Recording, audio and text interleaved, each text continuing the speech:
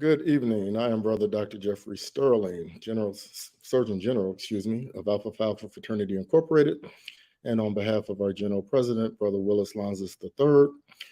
Thanks for joining us. This is something that I enjoy doing, and I hope that you get what you need to get out of this evening's conversation. Let's talk a little bit about what we're going to be doing. Let's see here. There we are. This is a conversation. You can go ahead and take me down, Timothy. Talk at you. The point of this evening's presentation is twofold. First, I'm going to give you information that you should already know. Let me reemphasize that. In a world in which you know much more than you could possibly need to know about a dozen different celebrities, you should care enough about yourselves to know the 5 most common causes of death. And you should know what you can do to protect yourselves from them. And that's the second thing. I'm going to literally give you specific tips on how to lower your risk for these specific entities in a way that is simply based on the standard of care and expert panel advice. Now, of course, knowing the path isn't the same as walking the path. And hopefully many of you are already thinking, I already know a lot of this, to which I would respond, congratulations. Most people who hang out at the water cooler, for example, actually do know all the answers, but the real issue isn't that. It's, do you do the things that are necessary to protect yourself? And I would respectfully suggest, just to give you one example, in a nation in which 70% of Americans are overweight and or obese, the answer is likely not. One more point. This is a conversation about preventing disease. The Surgeon General Initiative does disease management conversations throughout the year, so continue to watch for those. This is not that conversation, although following these principles will in fact improve your health, even if you already have one of these diseases. As I always do, I ask you to make this an active exercise. Grab someone now who will be your accountability partner in your health journey. Please, over the course of this talk, be introspective and honest with yourself in assessing how well you're doing the things that I'm mentioning. This is not a Dr. Google presentation, to say that again. These recommendations represent the standard of care in medicine and in public health. And furthermore, in case you're interested, I also address these considerations in my latest book, Straight No Chaser Health, Empowering You for a Better Life and a Longer Life, which is available on Amazon and wherever books are sold. Let's go ahead and begin. Before we get into specific diseases, I want you to think about this chart, which shows 3 distinct things. Starting in the middle, American whites have a higher life expectancy than blacks by 5.6 years.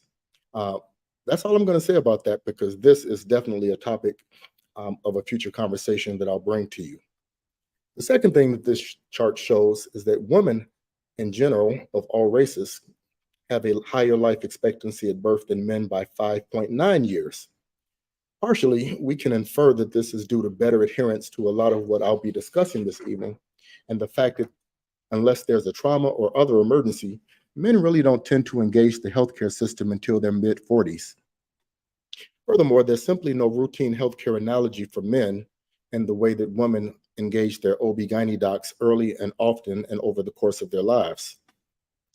Third thing to think about here is that you will note that Black women have a higher life expectancy than Black men by fully 8.1 years. Okay, so even within the disparity of whites versus blacks, Black men suffer disproportionately when compared to Black women. The 2021 life expectancies at birth for blacks were 70.8 years, with 70.48 years for women and 66.7 years for men. Please let me say that again. If you're a Black man in America at birth, your life expectancy is only 66.7 years. For non-Hispanic whites, the projected life expectancies are 76.4 years. If you're a white woman, that's 79.2 years. And if you're a white male, that's 73.7 years. Of the top 10 causes of death in the United States, the death rate for Blacks is generally higher than whites for COVID-19, heart disease, stroke, cancer, asthma, influenza, pneumonia, diabetes, HIV/AIDS, and homicide. That covers everything except for suicide in the top 10 causes of death. So, as a fraternity of predominantly Black men, This point is why it is so critical that Alpha Phi Alpha has chosen to engage in this Surgeon General initiative. These numbers are not reversing themselves on their own and without active engagement and self-empowerment by us to be better stewards of our own healthcare. Now, this is a busy slide. I don't expect you to look at this much. I just wanted to point out to you that over the last year, last year documented between 2020 and 2021, for the first time in a long time, life expectancy actually declined by 9/10 of 1 year from 77 years in 2020 to 76.1. So there you go. Things are not getting better. And of course, that means they're getting even worse for Black Americans.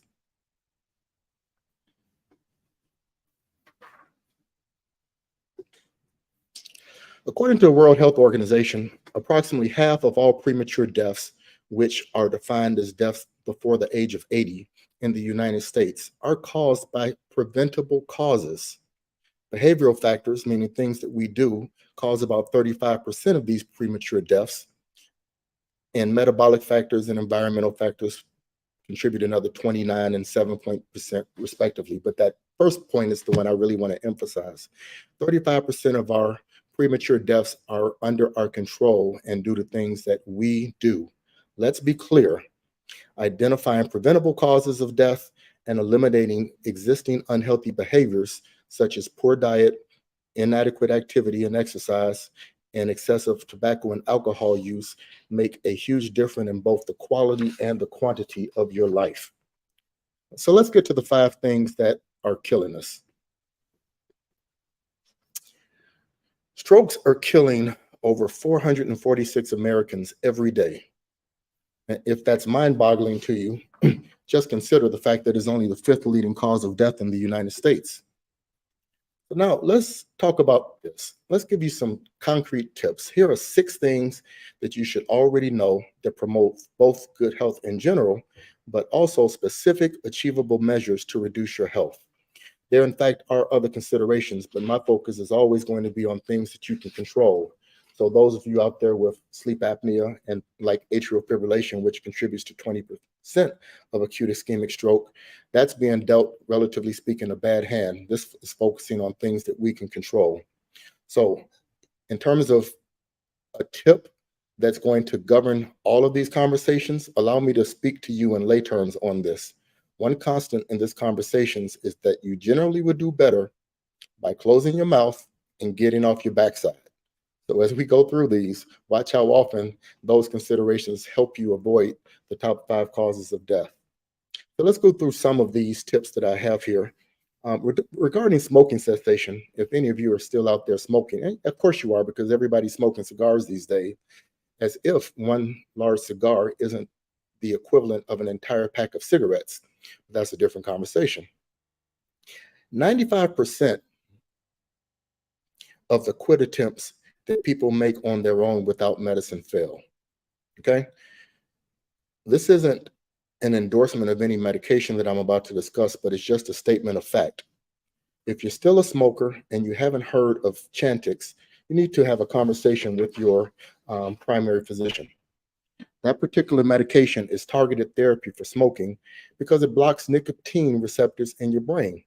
And of course, nicotine addiction is the reason why many smokers can't stop. It is, simply put, the most effective medicine that we have. And please remember that the combination of medicine and counseling works best. Regarding sedentary behaviors, just remember, physical activity reduces stroke risk and it aids recovery. If you can find a way to engage in regular physical activity, work your way up to about 3 to 4 sessions a week of 140 minutes of moderate to vigorous aerobic activity. And what that means is that the number to remember is 150 minutes per week of at least brisk walking. And here's a pro tip for you. You actually could be pacing around your house while you're listening to this webinar. And some of you should probably be trying it. So similarly, let's talk about reducing weight, because being overweight reduces your risk of high blood pressure, heart disease, and type 2 diabetes, all of which can lead to your arteries becoming narrowed and clogged up, which all increase your risk of a stroke. Let's be clear. Being overweight and obese are defined as degrees of abnormal or excessive fat accumulation. These things present a risk to health. Now, a lot of people don't want to talk about BMI, body mass index, but this is a way to objectify the conversation. A BMI over 25 is considered overweight, and over 30 is obese. And the point here is that, putting the romanticism aside for a second, your heart really just functions as a big old pump that flushes blood around your body containing oxygen and the nutrients that you need to supply your brain, heart, lungs, and other tissues with the nutrients that they need. So what that means is that if you are obese or overweight, your heart has to pump that much harder against that force. And that means that it's going to be less efficient. And with the clogging that can occur from bad eating habits, for example, the oxygen won't be getting to your brain, or you can throw off a blood clot, and eventually you'll have one type of stroke or another. Now, here's another point for you. It's not just your weight, but it's where you carry it. If most of your fat is around your waist rather than your hips, you also are at higher risk for heart disease, diabetes, and strokes. And here's a number that you can take a note on and remember. The risk for stroke goes up dramatically with a waist size that's greater than 35 inches for women or greater than 40 inches for men. Okay, I'm going to give you some good things to shoot for as well. Conversely, men, if your waistline is below 37 inches, that's considered low risk. And the same thing goes for women when their waistline's below 31 and a half inches. Make these your goals and move with purpose accordingly. Next on this list is controlling your cholesterol. And what I need you to know here is the term LDL, okay? We call that the bad cholesterol. There are different types, but that's beyond the scope of this conversation. But next time you talk to your doctor, ask them specifically what your level of bad cholesterol is. Because if you have high levels of this bad cholesterol, your risk of stroke is about 10% higher. To make matters worse, if you have both high cholesterol and hypertension, high blood pressure, your risk of a stroke is about 3.5 times normal than if you didn't. The number you need to know is that if your LDL, your bad cholesterol number, is higher than 130, you need to have a conversation with your physician. Meanwhile, while you're waiting to have that conversation with your physician or your nutritionist, here are 3 pro tips. And you can try this at home that'll help you get your cholesterol under control. Number 1 is oatmeal. Number 2 is oat bran. And number 3 are high fiber foods. And in case you don't know what high fiber foods are, I'm talking about things like an apple. That's why it keeps the doctor away. Kidney beans, pears, Brussels sprouts, and there's plenty of other things. But one other thing that I really am asking that's very simple that you can do today is to learn how to just peek at the back of the stuff that you're eating. Learn how to glance at those food labels. And the one thing that I'm going to speak of in the context of this conversation is learn to avoid foods with added sugar. The higher the amount of added sugar, the worse off it's going to be, and that's going to feed into your stroke risk. Next on this list is controlling your blood pressure, because treatment of high blood pressure is probably the most important intervention for secondary prevention of stroke. The target for your blood pressure should be less than 130 over 80. Again, if you're taking notes, that's a number you should be writing down. You want to get to 130 over 80, and if it's higher than that today, you don't have to do it all at once. Every degree in which you get it closer improves your health and decreases your risk. But I'm going to give you 5 things that you can do today to improve your blood pressure. Learn how to breathe, first of all. When was the last time you actually thought about your breathing? So one thing that I really want you to do is to commit to twice a day. Just spend 1 or 2 minutes with your eyes closed, where you just take slow, deep breaths. It's not that hard a thing to do, but it has measurable health benefits. Secondly, what are you drinking? Learn how to drink more water. It's such a simple thing to do. Just, you know the drill. Go for 8 glasses a day. The purer the liquid, the better. The closer to the drinks with added sugar contained in them, the worse. Those are the 2 ends of the spectrum. Reduce your added sugar and drink more water. That will help you. Also, try the physical activity as already discussed. Remember, your number is 150 minutes. over the course of the week, preferably 3 or 4 sessions of moderate to vigorous physical activity as best as you can stand it. And the other things are stop smoking completely and limit your alcohol level below your current intake. As I said before, every incremental improvement dramatically improves your health and decreases your risk from your current baseline. And last on here, in terms of controlling your blood sugar, lose extra weight, be physically active, add more plant foods to your diet, learn how to eat healthy fats. And in case you don't know what healthy fats means, that's like fatty fish, nuts, seeds, and use olive oil instead of some of the other things that we cook with. So, very simply put, invisible health is a thing. If you are doing these things in your life, and I don't know, hopefully you're checking these off at home in terms of how many of these things you're already doing. If you're 3, you're good. If you're 4, you're better. If you're at 4, commit to doing the 5th. This will markedly reduce your risk for stroke, which is the 5th most common cause of death in the United States.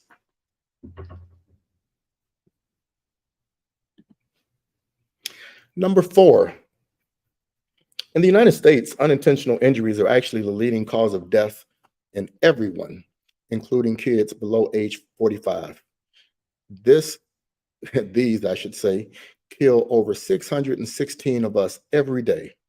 Now, I would be remiss if I did not point out here that firearm deaths have been the #1 factor in child deaths for the 3rd year in a row. How can we not be astounded by this and prompted into immediate action? Kids are dying. The #1 cause of death with kids involves guns. Okay, we're going to be talking about that as a topic within the next month, so stay tuned. That's an upcoming webinar. There are 3 main types of injuries for which I will offer tips. And yes, there are more types of unintentional injuries, but I'm going to focus on these because I don't want to overwhelm you. But these are the big 3. Common things happen commonly. Let's start by talking about motor vehicle crashes. And yes, they are crashes. They are not accidents. Here's a pro tip for you. Next time you buy a car, while you're looking at the trim and everything else that it has to offer, ask about the safety rating. Choose a car with a higher safety rating. It actually matters. Now, one war that we've actually won in public health is everybody gets to wear the seatbelt, but make sure you continue to do it, lap belt, shoulder harness every single time. I guess we replaced that crisis with the modern day crisis. I guess I would call the transition crisis, people who continue to drive drunk, but we've complemented that in this day and age by distracted driving. You should probably know that people who text while they drive are 23 times more likely to be involved in a car crash than those who don't. Put it down. It's probably not that important. Pull over to the side. I can't tell you how many patients we see in the emergency departments with their phones far flung because they crashed and their phone fell out of their hands while they were looking down. You really should think about the fact that in 5 seconds of looking at your text messages or down at your phone, you will travel further than the distance of a football field. And that's a whole lot of space for you to have a car crash.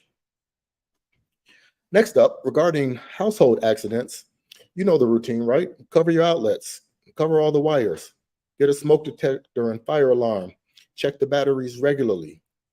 Now, here's something that you may not be doing, but you should have a home escape plan for when that alarm sounds.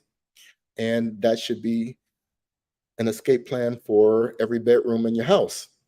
So that's something that you can do right now. Have a conversation with the family and talk about what that looks like, because fire deaths are really things, and you got to protect yourself and your family from that.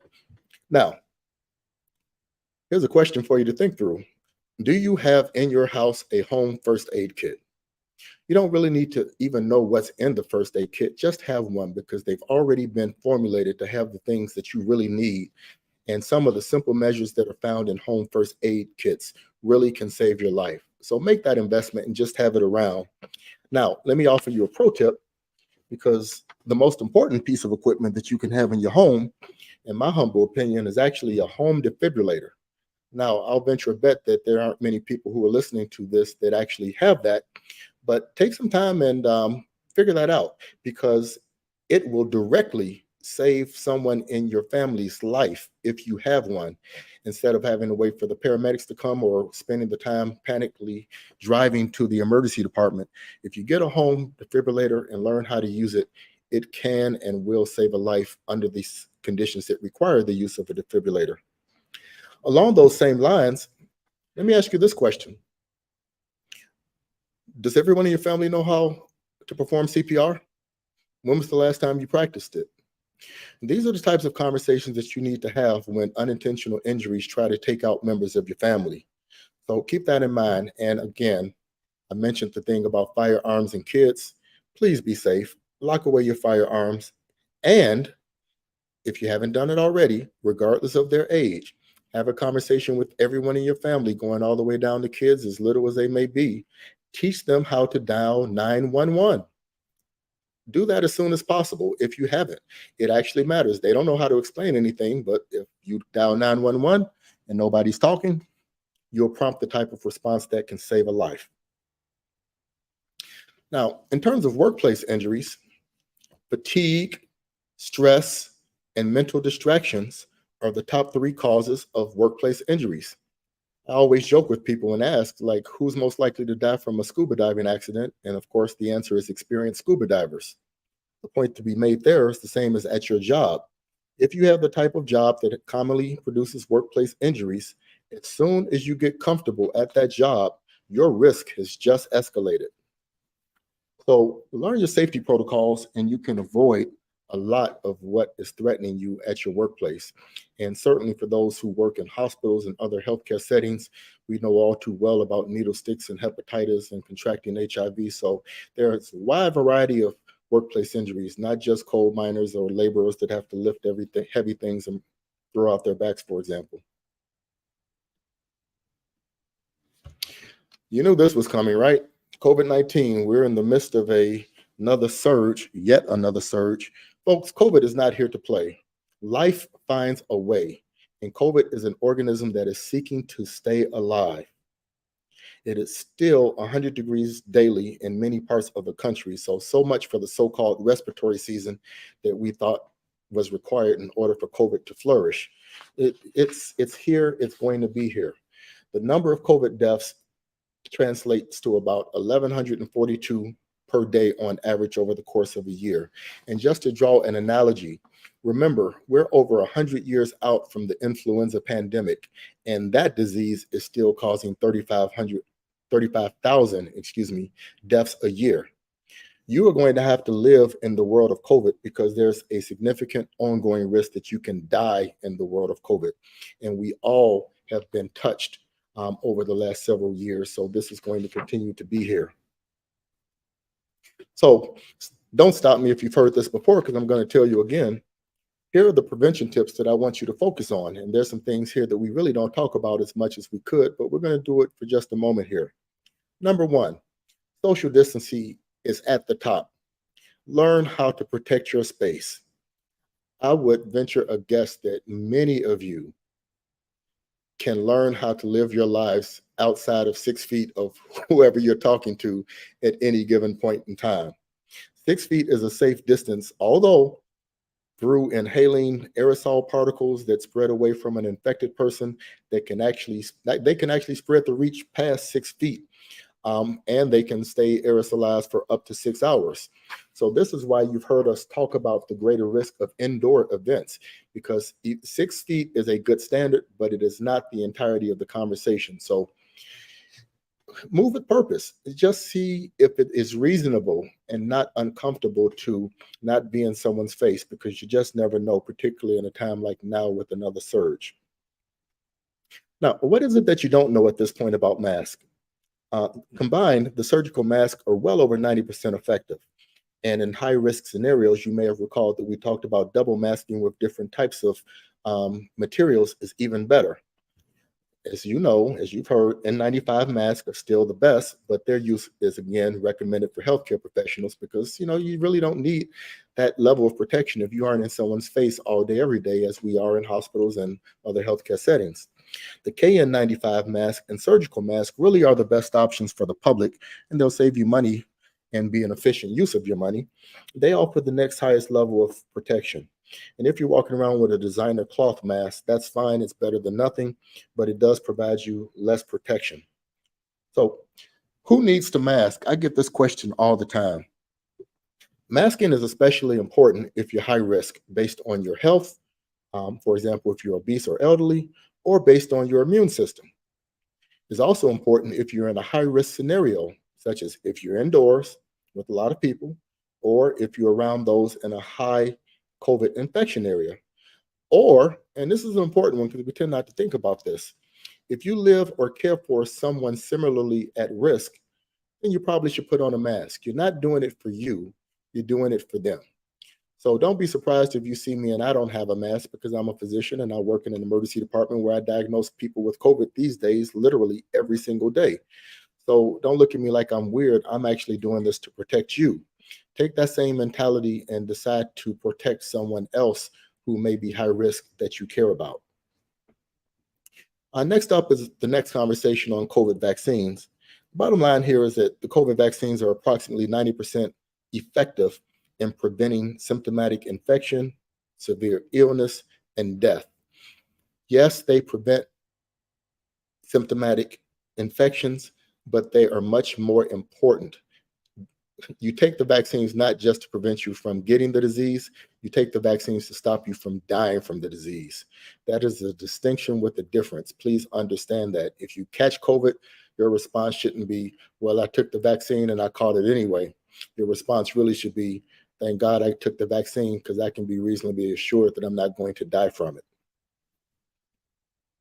We don't talk very much about ventilation and spending time outdoors, but that works and is actually quite important because the COVID viral particles actually do spread between people more easily indoors than outdoors. Again, that's why we talk so much about these events that are indoors being super spreaders. If you can stand the heat these days, depending on the part of the country in which you're in, open your windows. That actually helps. If you're indoors and using your thermostat, here's yet another pro tip. Instead of putting your air conditioning setting on auto, put it to on. That actually allows your HVAC system to better filtrate and to circulate the air. Now, of course, if you're worried about your energy bill, you can cut it to a more reasonable temperature so it doesn't cost as much. But just remember, the on setting is a better ventilation setting than the auto. And last but not least here is wash your hands, sanitize your hands, sanitize your workstations and your furniture and other things that have come in contact with others. It actually matters. Moving on down the list to number 2. The big C, cancers.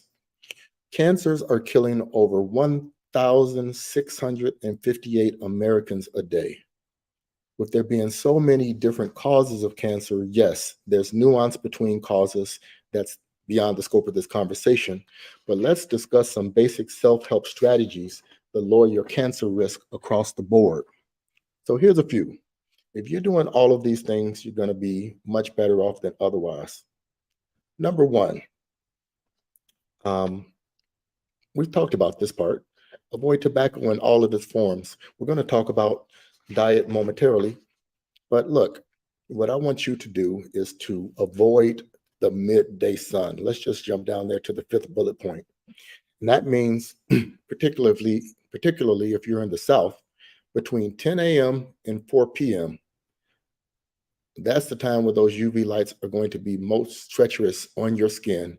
And yes, African Americans get skin cancer. Anyone gets skin cancer on exposed areas. So don't believe that myth that's been prevalent forever. There are reductions in skin cancer rates, but you still can catch it. Similarly, stay in the shade if you're outdoors whenever possible. And if you're outdoors, cover your skin, starting with the head cover and sunglasses.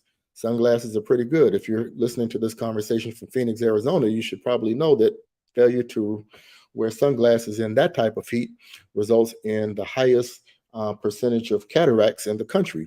These things matter for many, many different reasons. Other tips for you, you can wear bright colors to help deflect the sun's rays. Use sunscreen. And of course, avoid sun lamps. avoid tanning beds. Okay. Now let's go back up here. I'm going to take number 2 and number 3 together. One of the chapters of my book here is you can't out exercise a bad diet. I'm going to say that again. In the battle of diet and exercise, you cannot out exercise a bad diet. I actually did the math. Your diet is about 80% of your weight loss and your health equation relative to your activity, which is still critically important, but you can't out exercise a bad diet. Similarly, you can't change your weight without improving your eating habits. I just told you that.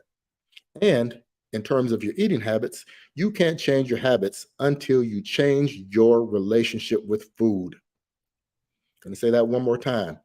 You can't change your habits until you change your relationship with food. And apologies to all the foodies out there, but food is meant as sustenance. Okay? Disavow yourselves of the notions of food as a reward. That is a necessary component of social interactions, and that somehow cheat days are okay. These are myths and us lying to ourselves. Now, what I want you to do, what I recommend that you do, I'd suggest that you'd be much better off incorporating eating the foods you enjoy. Okay. I am giving you license to eat the foods that you enjoy. It's part of an overall healthy eating plan without guilt.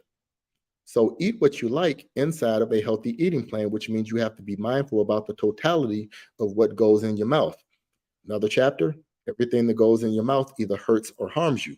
So you can incrementally make good choices, or you can become engaged in meal planning and work it out. You will simply be amazed, no matter what condition you are in right now. You will be amazed at how your weight and your interests will change once your habits do. Please avoid those fad diets. The beauty of healthy habits is that they are more easily maintained than any diet. Okay. So here's a pro tip. If you don't know, I mentioned this just a little bit ago. If you aren't familiar with the term healthy food plate, consider it a piece of homework from this webinar.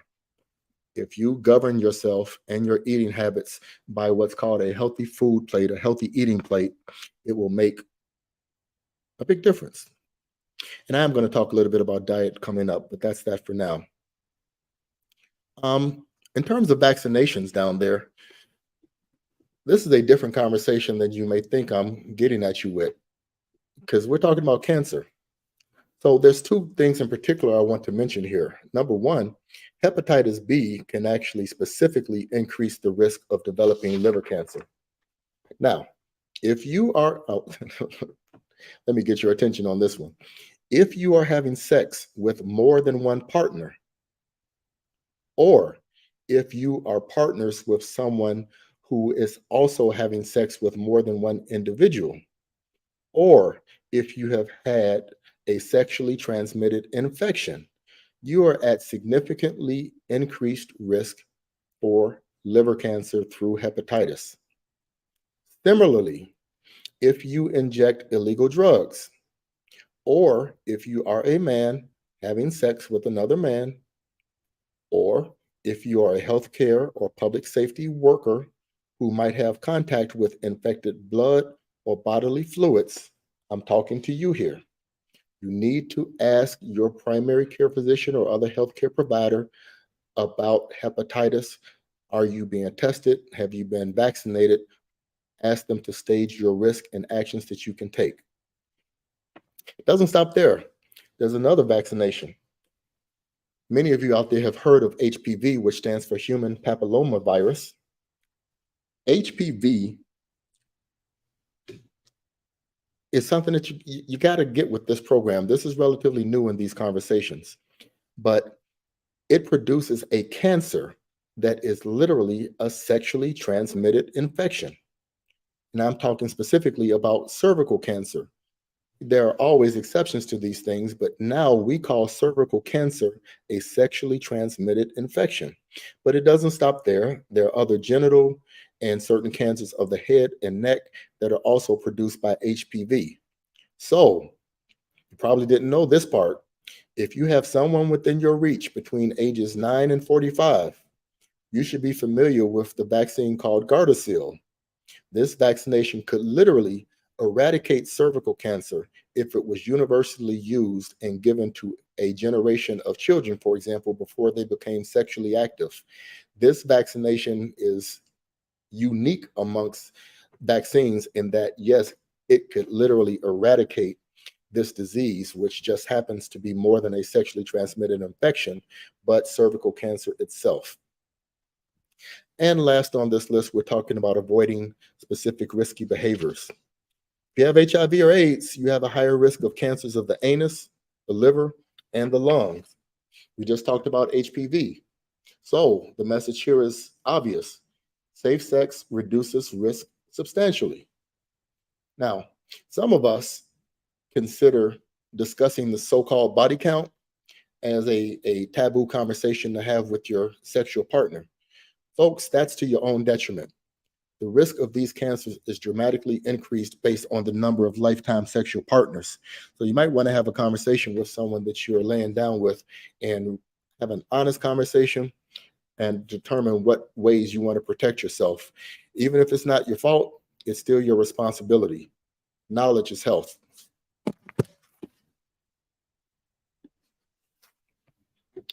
Number one cause of death in the United States. Here is where the rubber meets the road. There are over 1,000, no coincidence, 1,906 deaths a day in the United States. And this is where our bad eating habits, our bad activity habits happen. This is where those things meet an unhealthy level of stress, and they also meet what impacts us as social determinants of health.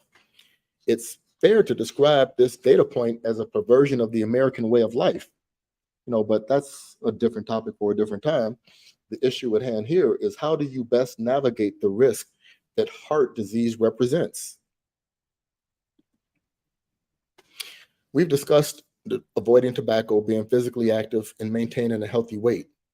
This is where I remind you that being physically active and physical activity doesn't necessarily mean getting a gym membership. Interestingly, the areas in the world with the highest life expectancies at birth don't have fitness facilities on every corner. Now, that's not to knock them, but it's to point out that not having them doesn't need to be prohibitive to your health journey. If you've been out there pacing during this webinar, listening to me, you've burnt enough calories to have avoided wasting the hour that it takes to go back and forth to your gym and changing and all the rest of that. Activity is excellent, and every level of activity improves your heart's functioning and reduces your heart disease risk. Now, let's get back to healthy eating. I think it is important that I say something about that here. Let me remind you that diet, when we talk about you need a healthy diet, I'm not talking about a diet program, especially one of those fad diets. I'm talking about diet as a healthy eating regimen. Let's talk about what that means. The best diet for preventing heart disease is one that is filled with fruits and vegetables, whole grains, nuts, fish, poultry, not fried, and vegetable oils. The closer you are to eating what comes out of the earth, the better off you're going to be. That's an easy way to remember this. A healthy diet involves alcohol in moderation, if at all.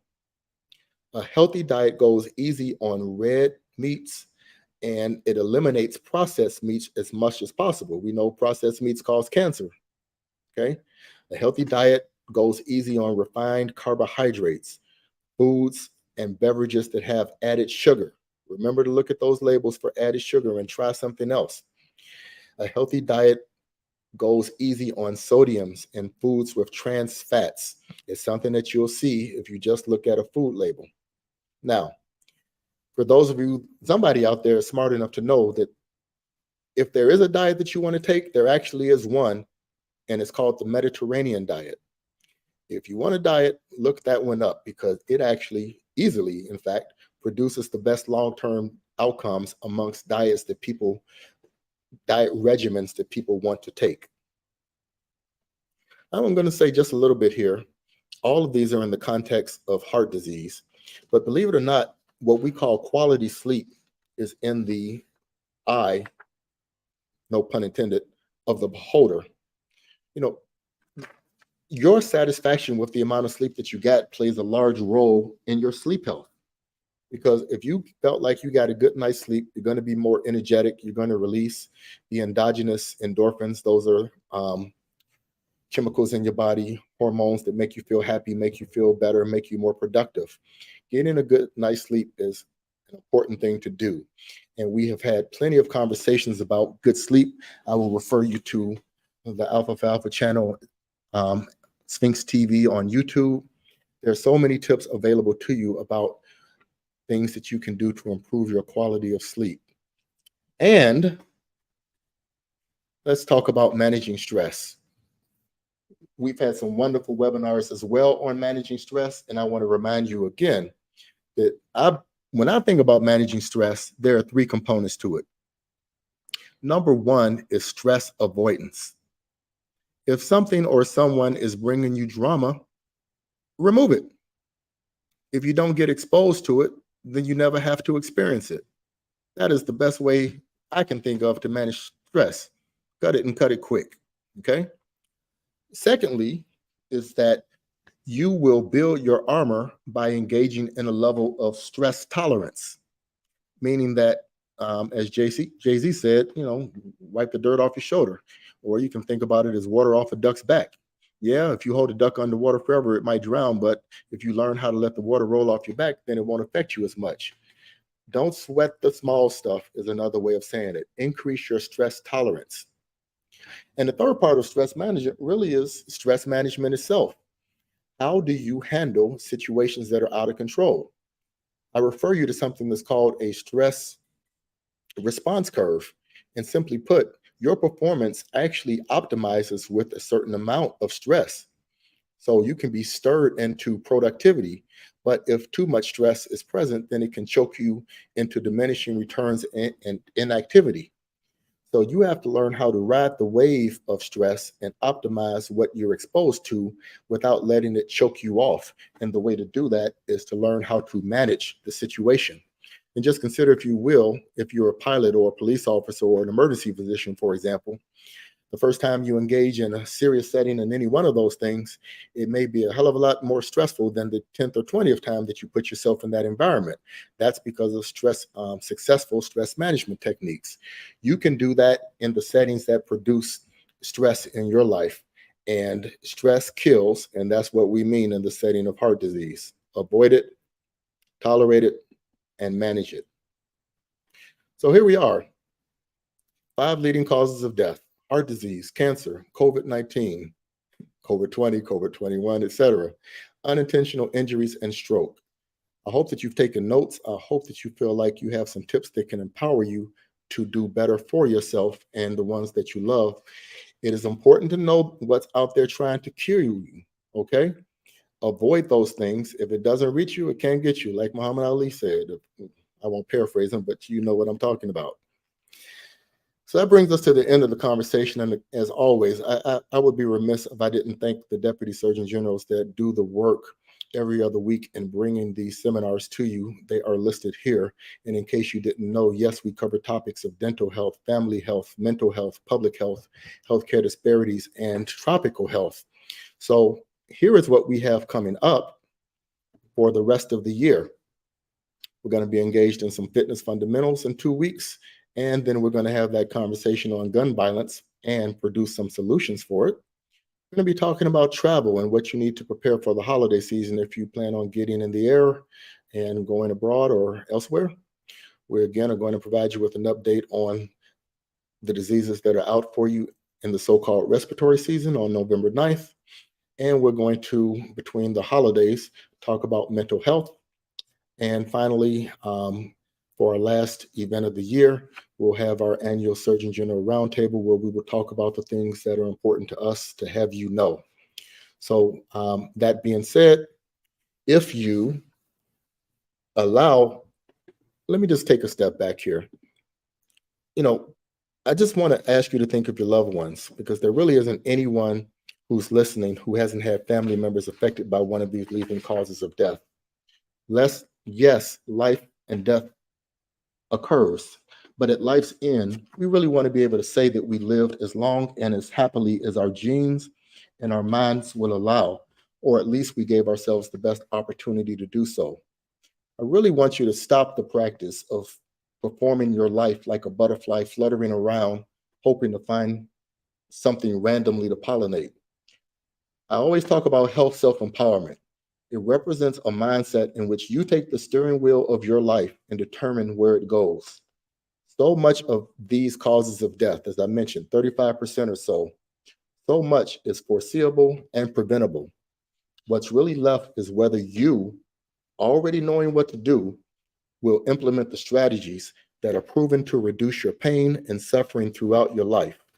It really is your choice. And believe me when I tell you, you are making that choice, whether you're doing it consciously or unconsciously. On a professional note, I want to invite any of you that are looking for a relationship with the medical team to reach out to us at www.sterlingmd.com, where we have a virtual online service that provides real-time urgent care, preventive health care, information and advice, and prescriptions as needed. We are now accepting patients for services starting October 1st, 2023, and you have the information here. Hope you found this helpful, and I look forward to seeing you again in 2 weeks. I am not seeing any questions here, a lot of affirmations. Let's do it. Be healthy, be happy, be wise. Thank you for being with me this evening, and good night.